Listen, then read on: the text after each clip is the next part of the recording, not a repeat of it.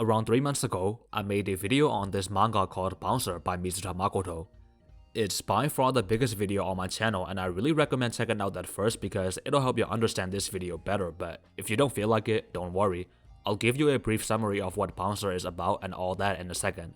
But anyways, in that video, I mentioned a particular arc that I didn't cover and said it might deserve its own video, and that's exactly what we'll be looking at in extreme detail today.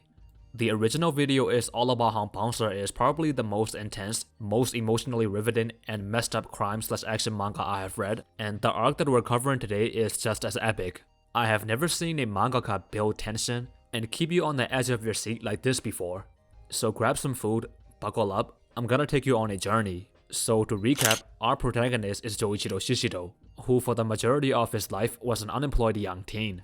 But one day, he met this band of muscular bodyguards called Tokyo Fist. They left such a strong impression on Shishidou that he became determined to join the company at any cost. But Tokyo Fist is not just any security company. The Tokyo Fist president Wanibuchi Tsuyoshi is formerly from the public security division, and he's in possession of something called B data or black fog data that relates to all of Japan. This information allows Tokyo Fist to get away with a lot of sketchy practices, such as employing a former yakuza, but it also made them a target. The enemies of Tokyo Fist range from politicians to a who's who of the Japanese underworld, and even international assassins. And poor unsuspecting Shishidou would have to find out the hard way when his seemingly simple entrance task of having to deliver an object from point A to point B was interrupted by two of Tokyo Fist's enemies and things turned into a massacre.